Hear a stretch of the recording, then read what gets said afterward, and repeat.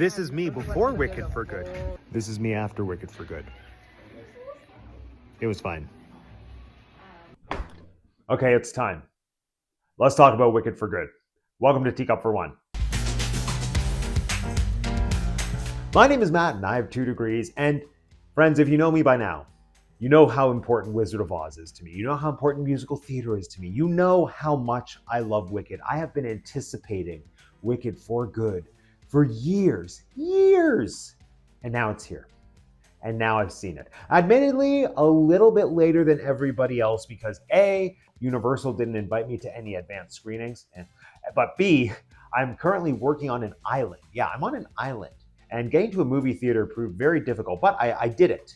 I got to a movie theater. I have now seen Wicked for Good. I will say, I only saw it once.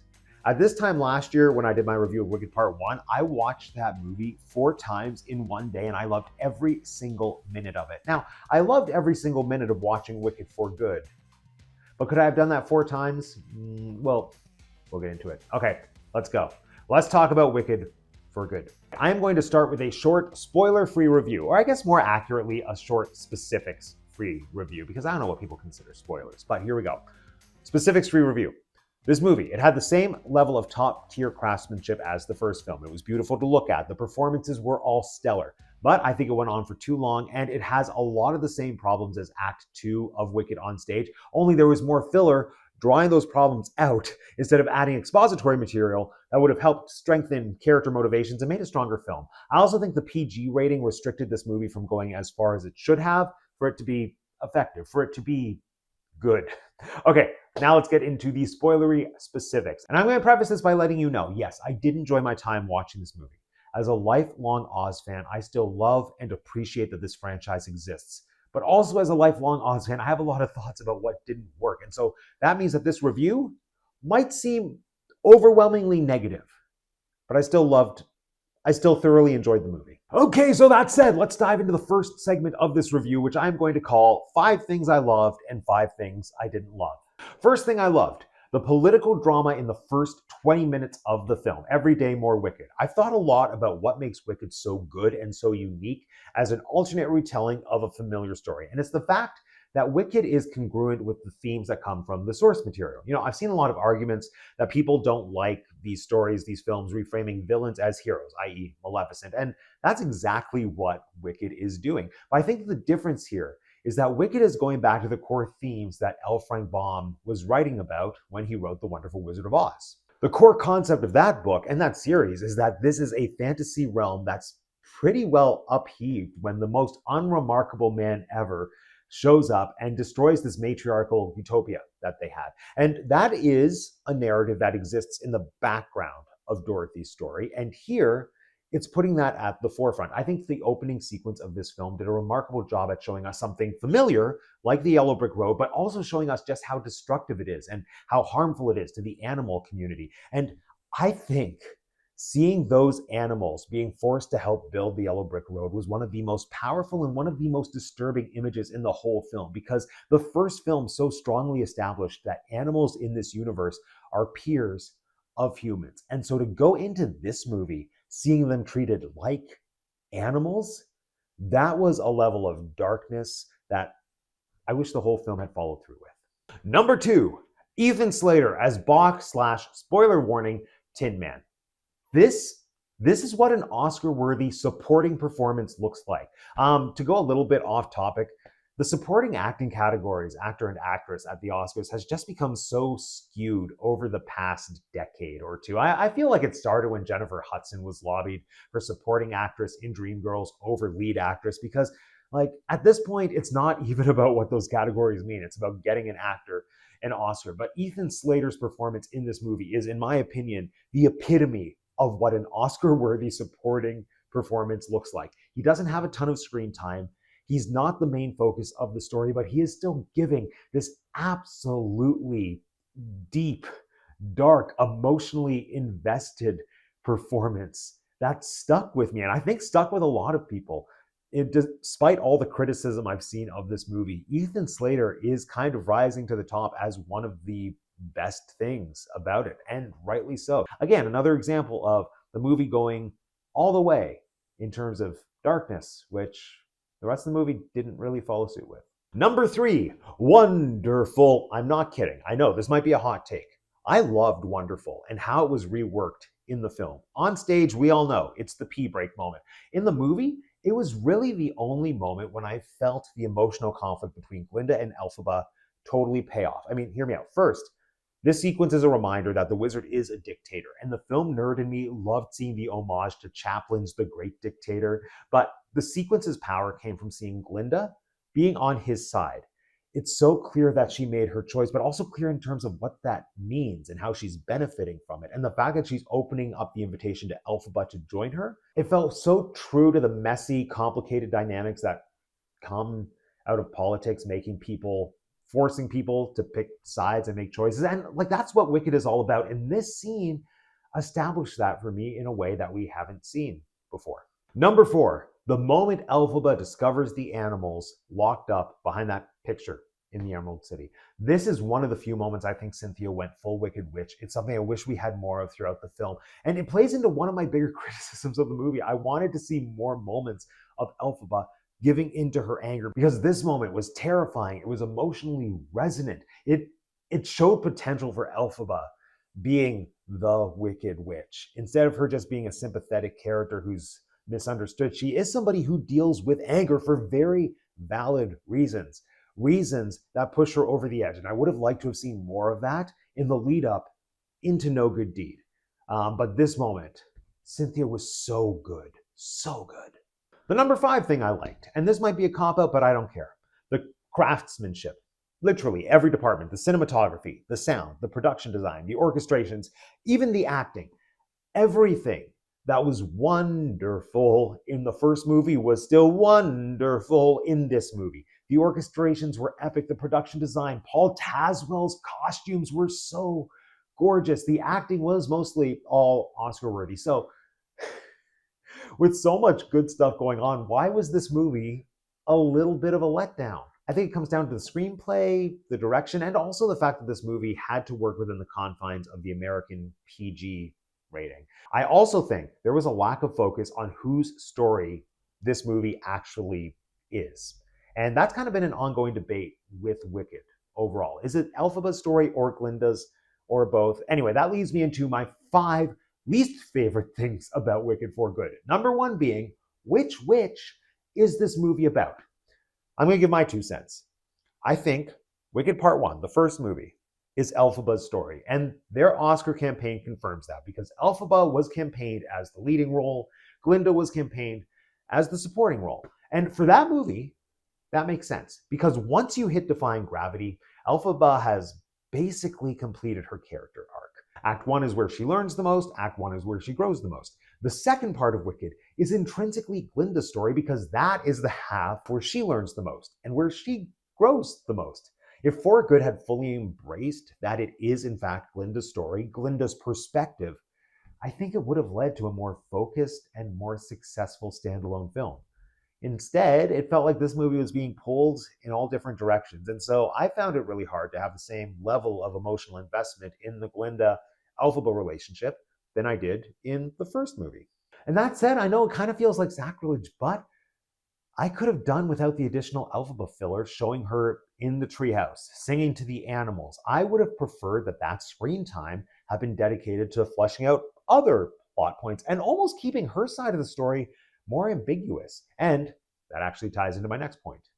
Number 2, the new songs. I did not love either of the new songs, and I am always on board for extra character development, for a character development musical piece, but neither song really gave me any additional insight into either woman's story that I didn't already have. In fact, I would say that Marvel-esque sequence of like Glinda putting on her crown and her pink dress, that said far more for me about Glinda's journey than Girl in the Bubble did. And Girl in the Bubble slowed down the pacing of March of the Witch Hunters, which should have been one of the best sequences in the movie. It was one of the best sequences in the movie. But just if that scene with Madame Morrible had the underscoring of March of the Witch Hunters under it, when Madame Morrible is like, you got what you wanted, smile, shut up, like on stage. And I don't want to be that person who says it works better on stage, but in this case, it worked better on stage. What was I saying? Oh yeah, in terms of Glinda. Moving on. Number 3, Little Glinda. I did not love the Little Glinda scene. And this is not a criticism of Scarlet Spears. I think she made a great mini Glinda. And listen, I love the idea of a flashback to Glinda as a child, but it did not carry nearly the same punch as seeing little Elphaba.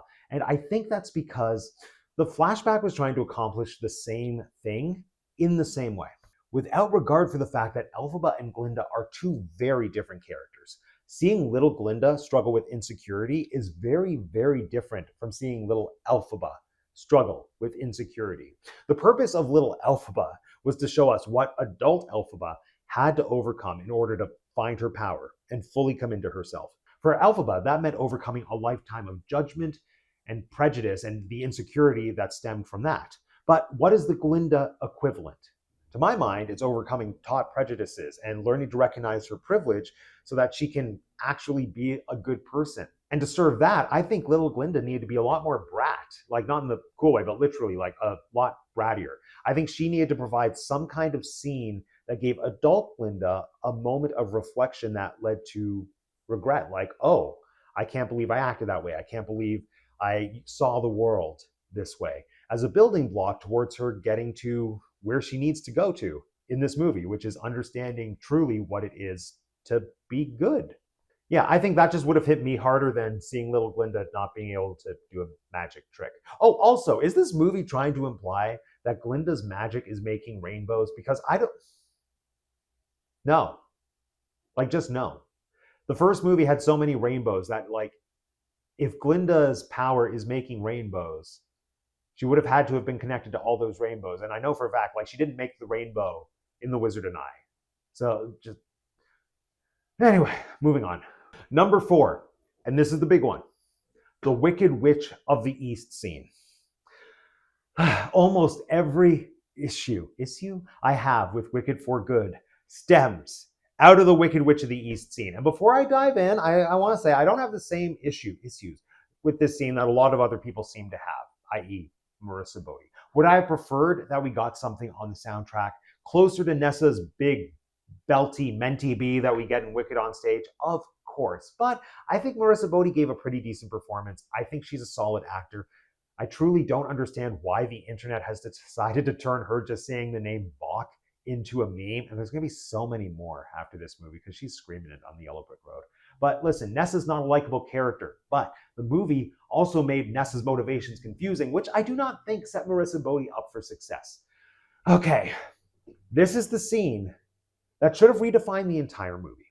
My major complaint with Wicked on stage is that any attempts made to connect the dots with The Wizard of Oz are full of holes, and they're pretty sloppy. And the major one is Nessa's slippers. The ruby slippers, if we're talking within the context of the 39 film, silver slippers everywhere else. No matter what adaptation, there are so many questions surrounding the nature of these slippers and the magic. And in Wicked, my big question is, why does Elphaba want them back so badly? I know she says it's because it's all she has left of Nessa, but personally, I don't think that's a strong enough motivation to justify her kidnapping Dorothy. But even that aside, if they're not magical, why did Glinda give them to Dorothy in the first place? And why can't Dorothy give them back? Okay, I'm getting ahead of myself. We all knew that the Nessa Rose slipper scene was going to be reworked in the film in response to years of criticism for that same scene as it's portrayed on stage because it is portraying an ableist narrative. Now, I understand it needed to be reworked, but they had an opportunity to rewrite that scene in a way that could have made this whole movie infinitely better. And instead, they just made it feel like a major plot point being swept under the rug that also diminished Nessa's motivations. Because in the movie, her motivation is just to relive the feeling of dancing with Bach, which made her feel like she was floating, and somehow that manifests into her actually flying. Once. It's not even clear if Nessa is ever able to fly again or if that was a one-time thing. I also do not understand how anyone who was in that room felt like a floating Nessa would solve anybody's problems. It's almost like the movie decided her motivation was literally to float instead of her motivation being make Bach love me. On stage, her motivation is get Bach to love her. And she asks Elphaba very specifically to help her get that by giving her an ability that she thinks will make him love her. And yes, that is problematic when Nessa Rose's wish is to walk. But what if her wish was to use magic? I think the solution would have been to give Nessa access to magic via the shoes in some way, as though whoever wears the shoes has the ability to somehow access magic or gives them the ability to utilize the grimoire. It could have been a gesture of good faith on Elphaba's part in wanting to trust her sister, only to then be betrayed by her sister. It would explain why Nessarose is able to read the grimoire and thus cast the spell that shrinks Spock's heart. It would also open the door to her reputation in Munchkinland as the Wicked Witch of the East. It's not just that she's a dictator, it's that she is a dictator with access to magic. I think the Maguire book dives a little bit more coherently into that. They could have taken inspiration there. But also, that would then make the slippers a dangerous magical tool that could not get into the hands of the wizard, which would explain why Glinda couldn't take them for herself after Nessarose is housed, and then gives them to Dorothy, and then furthermore, why Glinda sends Dorothy down the yellow brick road to delay the amount of time it takes for the magic slippers to get into the hands of the wizard. It would also explain why Elphaba wants to kidnap Dorothy because she recognizes that the shoes are too powerful and needs to be back into her control and not in the control of the wizard. And then ultimately, Elphaba could decide that Glinda can be trusted with the magic in the shoes. And then Glinda could use the magic in the shoes to send Dorothy home. I'm sorry, I know this is supposed to be a review and not a breakdown of how Matt would have made the Wicked movie, but the slippers are such a key plot point in The Wizard of Oz that they need to play a more significant role in Wicked, and they didn't. And my review is that I did not enjoy that. And this fits into my broader review of the movie. Wicked for Good had the opportunity to rework the plot holes and weak points in Wicked's second act, and that opportunity was not taken.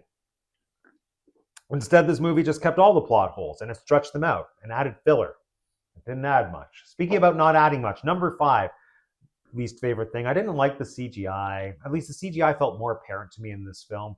I loved the practical feeling that ran through most of the first movie, but I couldn't enjoy No Good Deed because of that weirdly designed castle and fire. It just felt like watching a video game that I couldn't control. And on the topic of the castle, how does anyone live in that castle that is not a flying witch? I think that's why Fiero's family lives in the other castle. My next segment of this review is called Fan Theories That Were Better Than the Actual Movie. We have had a year of fan theories surrounding Wicked for Good because there were so many unknowns and a ton of breadcrumbs in the first movie that could have played out in the second film in so many ways. Now, these are things that I saw a lot of people talking about, but I'm going to give a specific shout out to Down the Yellow Brick Pod because I was introduced to a ton of these theories just by listening to their podcast, specifically their breakdown of the first Wicked film. But if you're interested in anything Oz related, go check out Down the YBP. We love them. Fan theory number 1 that was better than the movie. Dulcibear would return in a cage. I would have preferred this to what we got. And this is a prime example of something I will keep coming back to. This movie was too safe. There were so many theories that Elphaba would discover Dulcibear as one of the wizard's prisoners alongside Dr. Dillamond, or that Dulcibear would be killed. And the mere suggestion of that is heartbreaking. So as an audience member with a beating heart, am I happy that Dulcibear was okay? Of course I am. But it's the most boring choice, and I don't think her interaction with Elphaba was all that meaningful. And to that point, I did not love seeing Dr. Dillamond going back to work during the montage over Glinda's final speech when she welcomes the animals back into society. Like, listen, in the book, Dillamond is straight up murdered as a byproduct of the animal animosity. In the musical, he loses his ability to speak, which is less violent, but still very painful. The film seems to imply that he just got to go back to teaching without consideration for the trauma or the fact that he lost the ability to speak. It almost looked like that shot was a reused shot from the first film, or like even promo footage of a goat in a classroom. I think that moment would have had so much more power if we could have seen Glinda in his house, helping with his rehabilitation, nursing him back to health, showing that she is doing good behind closed doors. That would have allowed for a happier ending for Dr. Dillamond, if that's something we had to provide, while still showing the repercussions of how he was treated and why it's important that we're moving away from that. And I realize that this just makes it sound like I wanted to see the two most innocent and lovable characters suffering. But yes, that is exactly what I wanted, because that is what helps us better understand what Elphaba was fighting for. Their stories should make us uncomfortable. They should make us feel things. Clearly, it's making me feel things, but in the wrong way. Number 2, Keala Settle's character, Miss Coddle, would be a prominent antagonist in For Good and take on most of Morrible's singing. If only. Keala barely ended up being in this movie, and her role in the first movie didn't have much of a payoff either. Ultimately, she felt like a cameo, which in my mind is a bit of a waste of Keala Settle, considering that she's one of the best vocalists working today, and we never heard her sing. It's like when Adina was cast in Enchanted and she didn't have a song. It truly felt like a waste of Keala Settle, but it was also a waste of a potentially interesting character in Miss Coddle. Number 3, Elphaba would actually die.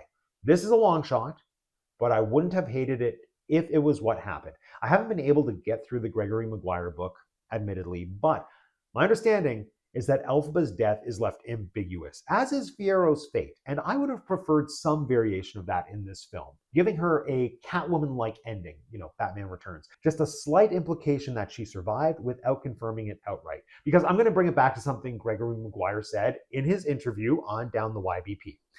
Whether Elphaba dies or not, what's important at the end of Wicked is that the story ends in a painful loss. Yes, I know, the movie has virtually the same ending as the musical on stage, but for whatever reason, the loss and the distance between Elphaba and Glinda didn't hit me that hard in the movie. For whatever reason, the loss and the distance between Elphaba and Glinda just didn't hit me as hard in the movie as it does on stage. I've said it, I really think For Good is Glinda's story, and so I feel like it would have been a lot more powerful to have the film end with her perspective.